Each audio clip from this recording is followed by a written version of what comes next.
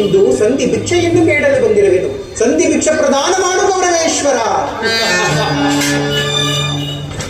ಭಿಕ್ಷಾ ಇದರಲ್ಲಿ ನನ್ನ ರಾಜ ಸಕಲ ಸಂಪತ್ತನ್ನು ಕಳೆದುಕೊಂಡಿದ್ದು ನನ್ನ ತಪ್ಪೆ. ಸತ್ಯವಾಕ್ಯ ಪರಿಪಾಲನೆಗಾಗಿ ವನವಾಸ ಅಜ್ಞಾತವಾಸವನ್ನು ಮಾಡಿದ್ದು ಅಧರ್ಮದ ಕಾರ್ಯ. ಏನು ವಸುದೇವ, ಈ ವಿಸ್ತಾರವಾದ ಸಾಮ್ರಾಜ್ಯವನ್ನು ಶಾಸನ ಮಾಡಲು ಈ ದುರ್ಯೋಧನನ ಹೊರೆಗಾಗಿ ಯಾರಿಂದಲೂ ಸಾಧ್ಯವಿಲ್ಲ. ಪಾಂಡವರಿಗೆ ಭಿಕ್ಷಾಟನೆಯೇ ಯೋಗ್ಯವಾದ ಜೀವನ.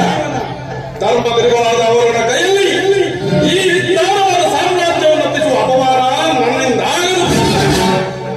ಪಾಂಡವರ ರಾಯಭಾರಿಯಾಗಿ ಬಂದ ನೀನು ಯುದ್ಧದ ಭಯವನ್ನು ತೋರುವೆ ಜನಾರ್ದನ. ಯುದ್ಧವು ಕ್ಷತ್ರಿಯನ ಧರ್ಮ, ಅರ್ಥ, ಕಾಮ, ಮೋಕ್ಷ ಮತ್ತು ಜೀವನದ ಯುದ್ಧದ ಸಲುವಾಗಿ ಕ್ಷತ್ರಿಯರೆಂದಿಗೂ ಭಯಪಡುವುದಿಲ್ಲ. ತಿರುನಾಡು ಸುಯೋಧನ, ನಿನ್ನ ಅಭೀಷ್ಟವು ಯುದ್ಧವೇ ಆಗಿದ್ದರೆ ನೀನು ಅದನ್ನೇ ಹೊಂದಿಯುವಂತೆ. ಆದರೆ ಇದು ನಿನ್ನ ಯುದ್ಧವಲ್ಲ, ಭಯಂಕರ ಆತ್ಮಹತ್ಯೆ, ಪಾಪಾಶಯ, ಕುರುಕುಲದ ಕಳಂಕ ಸ್ವರೂಪನೇ. ನಿನ್ನ ಅಪರಾಧಗಳು ಏನೆಂದು ಯೋಚಿಸಿರುವ ನಿನ್ನ ಅಪರಾಧಗಳು ಅಗಣ್ಯ.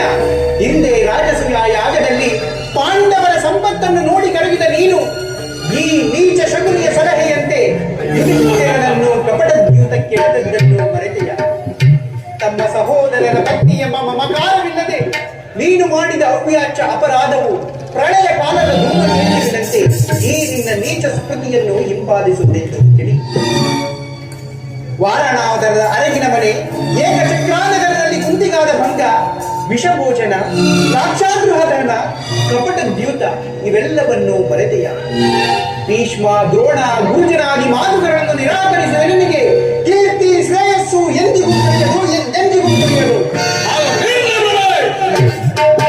ಅದು ನೇರ್ನಭ್ರಮೆ ಮುಕುಂದ.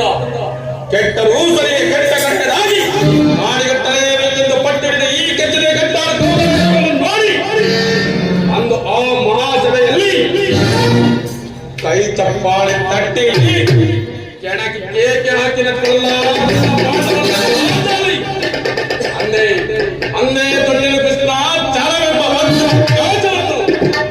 ಭೂತ ಪ್ರೇತ ಪಿಶಾಚಿಗಳಿಗೆ ಒಡೆಯರಾದ ಭೂತನ ದೇಶವನ್ನೇ